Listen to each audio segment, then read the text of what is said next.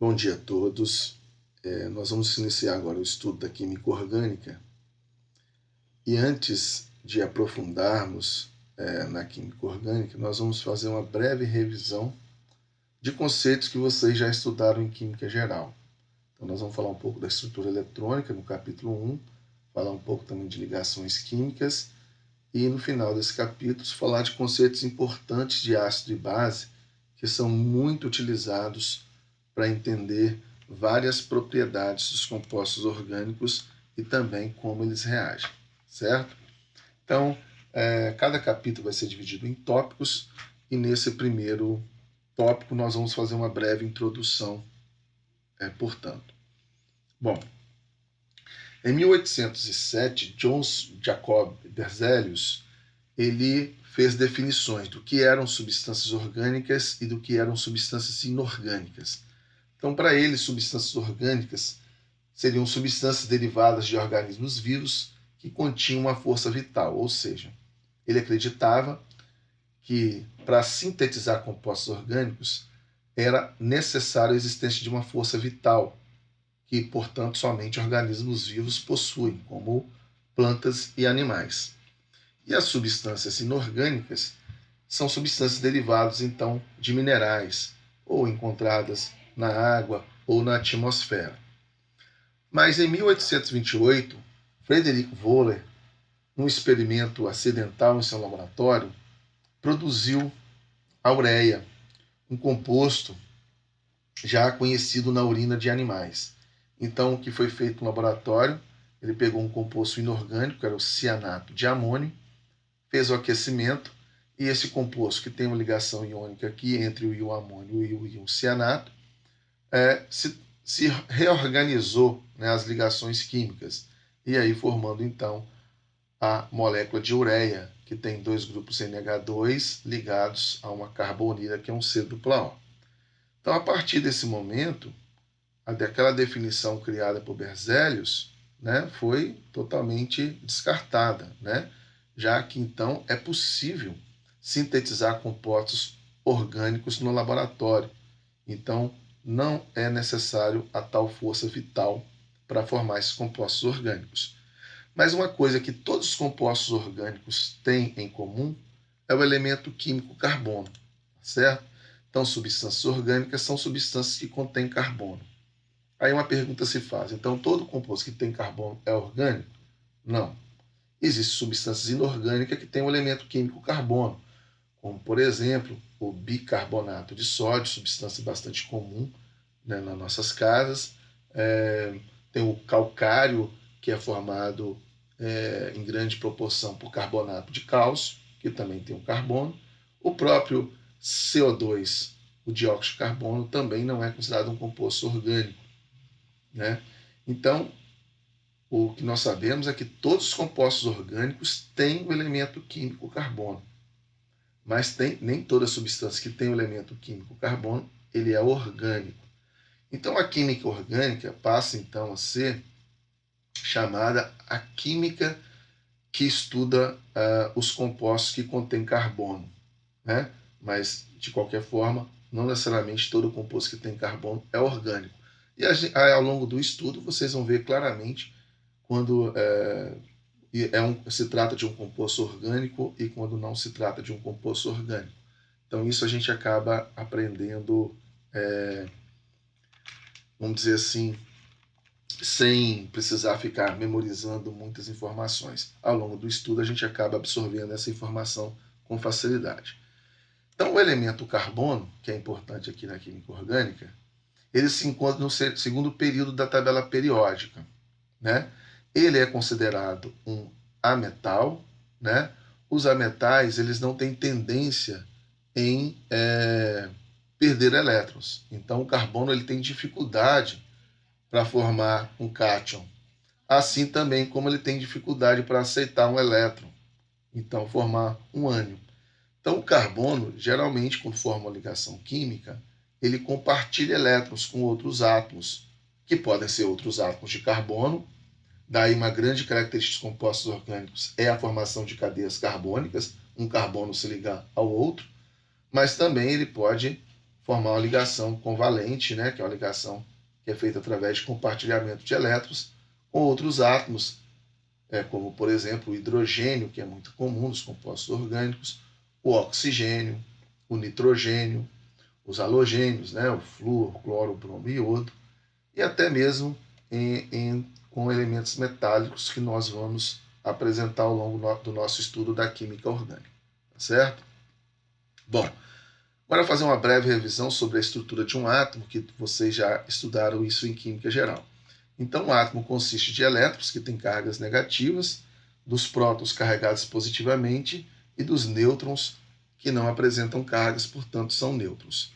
Os elétrons é que formam as ligações químicas, já que eles se localizam na eletrosfera, que é a região externa do átomo, certo?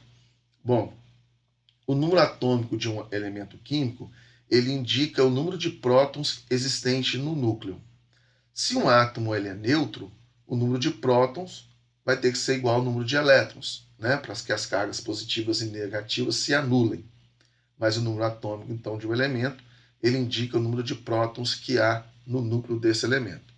Já a massa de um átomo, ela é a soma apenas dos prótons e nêutrons de um átomo, já que a massa do elétron é cerca de 1840 vezes menor que a massa de um próton, ou seja, é considerada desprezível.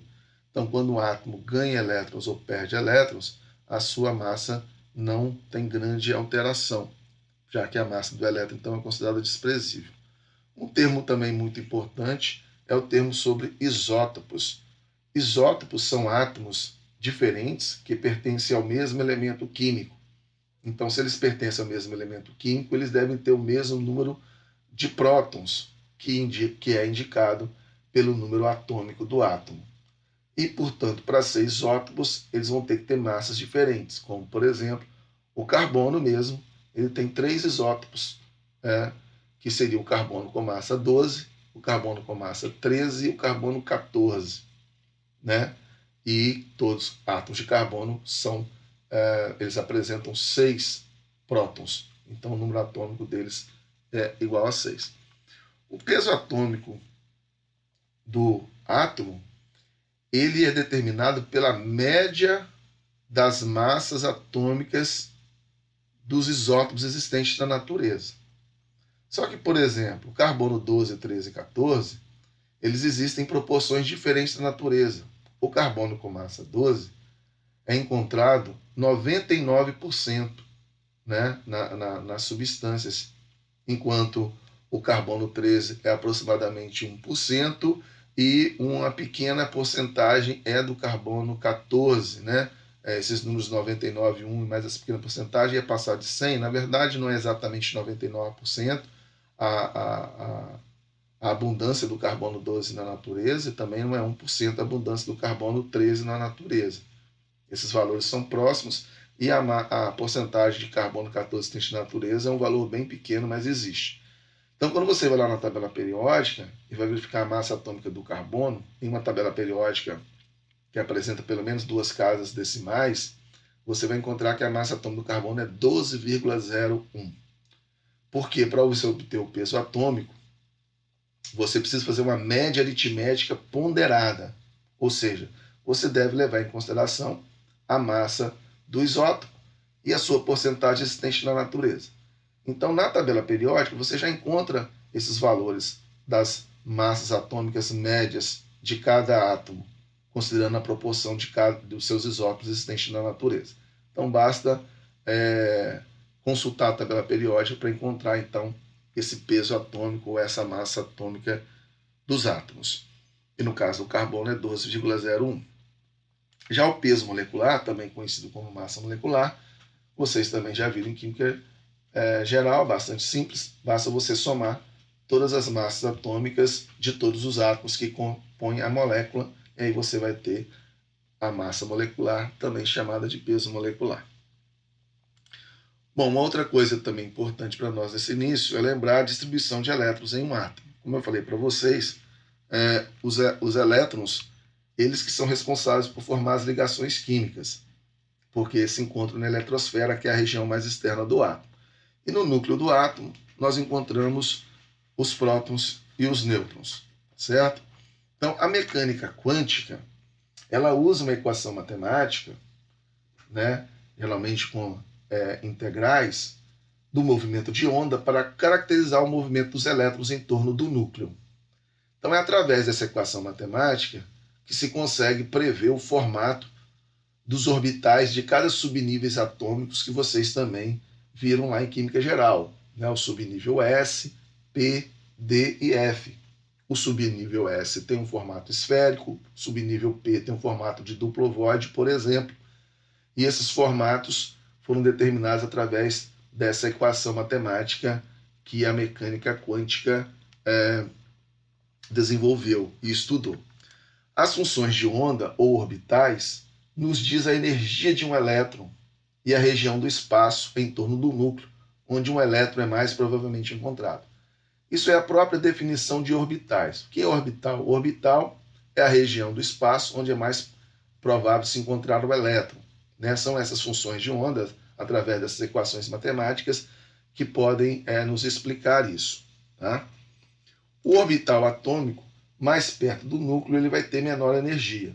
Ou seja, quanto mais o elétron se afasta do núcleo, mais energia ele vai ter. Né? E mais próximo do núcleo, menor energia vai ter o elétron. E também tem uma definição do que é orbitais degenerados. Orbitais degenerados, eles têm a mesma energia. Por exemplo, no subnível P, existem 3 orbitais. Todos os três orbitais existentes no subnível P, eles têm a mesma energia. Portanto, eles são chamados de degenerados. Tá certo? Já no subnível S só tem um orbital, então não tem como fazer uma comparação aqui. E aí, para lembrar vocês dessa distribuição dos elétrons nos subníveis atômicos, do primeiro ao quarto nível de energia, nós temos esse número máximo de elétrons em cada nível de energia. Por exemplo, o primeiro nível de energia, representado aqui pelo número 1, aqui, ele está indicando para você que só existe um orbital atômico no primeiro nível de energia. Esse orbital atômico é o tipo S, do subnível S. E cada orbital suporta no máximo 2 elétrons. Certo? Então, no primeiro nível de energia, o máximo de elétrons que nós podemos ter são 2, porque só existe o subnível S e, portanto, só tem um orbital. Já no segundo nível de energia, existe tanto o subnível S quanto o P. O subnível S tem um orbital, enquanto o P tem 3 orbitais. Se cada orbital suporta 2 elétrons, o total de orbitais que você tem é 4, então você tem no máximo 8 elétrons no segundo nível de energia. Já no terceiro nível de energia, além dos subníveis P, D, o terceiro nível de energia, além dos subníveis S, P e D, né? Você tem então um orbital do subnível S, 3 orbitais do subnível P e 5 orbitais do subnível D, né? E aí você tem um total de 9 orbitais, portanto, pode ter no máximo 18 elétrons no terceiro nível de energia, né? Já que o subnível D ele apresenta 5 orbitais. E no quarto nível de energia, além do S, P e D, você também tem o subnível F. E o F suporta até 7 orbitais. Existem 7 orbitais no subnível F, né?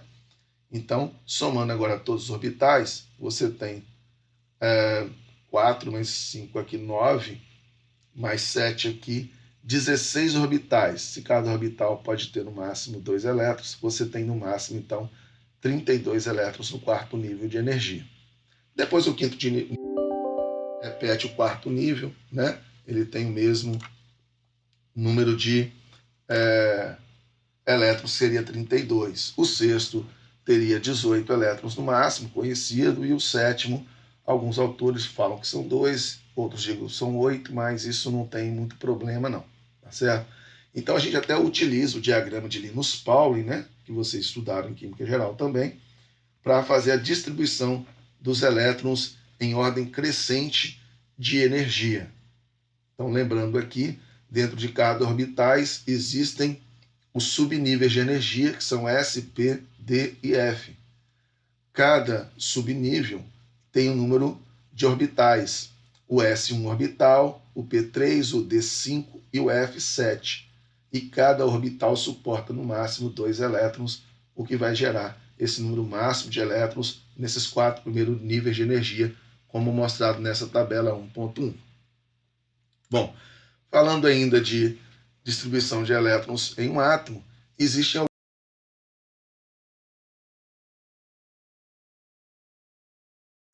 algumas regrinhas.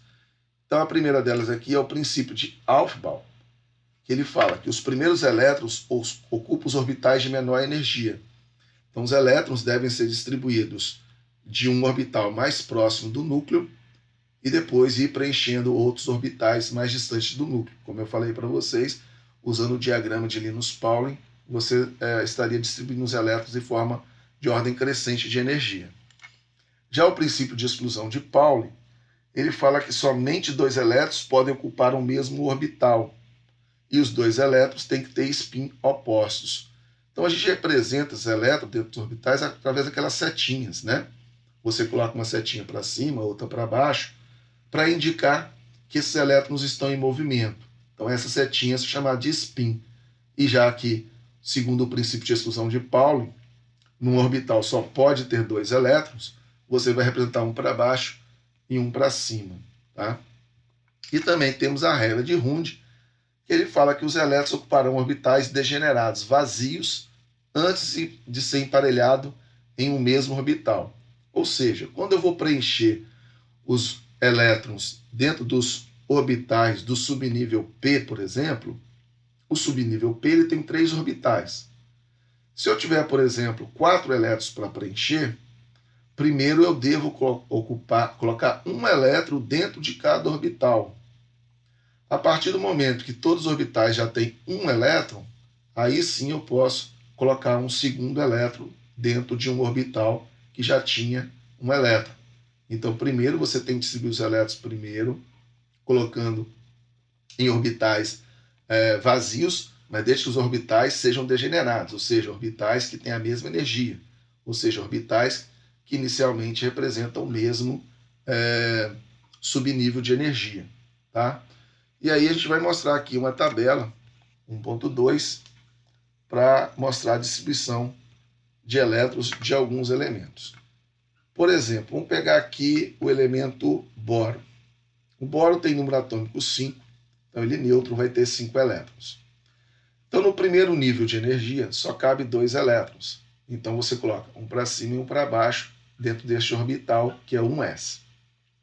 Você precisa distribuir mais 3 elétrons, já que o boro tem 5.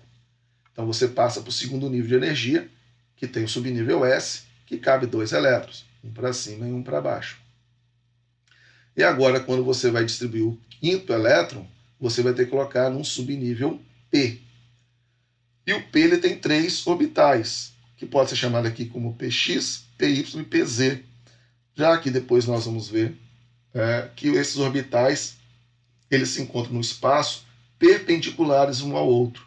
Né? Então a gente pode dizer que um orbital P está no eixo X, o outro está no eixo Y e o outro está no eixo Z do plano cartesiano. Então, o boro, esse último elétron, o boro, ele vai ocupar apenas esse orbital 2px aqui. Pronto, ficou com um elétron desemparelhado. Já no caso aqui do oxigênio, que tem 8 elétrons, então ele ocupa o primeiro nível de energia. Tem 2 elétrons, um S, pode ser no máximo 2, um para cima e outro para baixo. Depois, para distribuir os outros 6 elétrons que sobraram, vai para o segundo nível, coloca primeiro no 2s, um elétron para cima e outro para baixo, e para terminar os 4 elétrons que sobraram do oxigênio, primeiro então você preenche tudo para cima, segundo a regra de Hund, para colocar um elétron dentro de cada orbital degenerado primeiro. Então primeiro eu coloquei este, depois esse e depois esse. Ah, mas falta um elétron ainda para ser distribuído. Então ele é colocado nesse primeiro orbital aqui, já para baixo. Tá certo? Então no caso do oxigênio, ele passa a ter 2 elétrons desemparelhados. Então aqui está a distribuição eletrônica de alguns elementos, né, do hidrogênio, que tem número atômico 1, até o sódio, que tem número atômico 11, E para finalizar isso, só vou chamar a atenção do carbono, que é o nosso elemento mais importante aqui na química orgânica. O número atômico dele é 6, então, se o carbono estiver neutro, tem de subir 6 elétrons. O primeiro é um S2, um para cima e um para baixo. O segundo passa para o segundo nível, 2S2, um para cima e um para baixo, nesse orbital. E sobra 2, já que eu distribuí 4 elétrons, né? Falta mais 2 para distribuir. Então, eu tenho 2p2, distribuo um elétron para cima, outro para cima, no orbital do subnível P. São 3 orbitais existentes no subnível P. Só que um orbital fica vazio, já que eu já fiz a distribuição dos 2 últimos elétrons. Então, a distribuição eletrônica do carbono no seu estado fundamental seria 1s2, 2s2 e 2p2. Só que eu já chamo a atenção desde já pelo seguinte: o número de elétrons emparelhados de um átomo é que indica o número de ligações que esse átomo pode fazer. Então, se você analisar o carbono dessa forma, você vai indicar que o carbono só poderia formar 2 ligações químicas, o que não acontece na prática. O carbono, ele forma sempre 4 ligações. Ele é tetravalente. Então, nós vamos ter que explicar como que o carbono pode formar 4 ligações, né? Já que nessa distribuição aqui no estado fundamental, ele tem apenas 2 elétrons emparelhados. Então, isso nós vamos explicar em uma próxima aula. Tá certo? Então, a distribuição dos elétrons colocados nessa tabela 1.2, todos os elementos estão sendo considerados no seu estado fundamental, mas podem existir hibridações, que é o que acontece com carbono, nitrogênio, oxigênio, por exemplo, ou com berílio também pode acontecer, para que esses átomos possam fazer um número maior de ligações químicas, que é o que nós vamos explicar numa próxima aula. Então, terminamos essa aula aqui e até a próxima aula.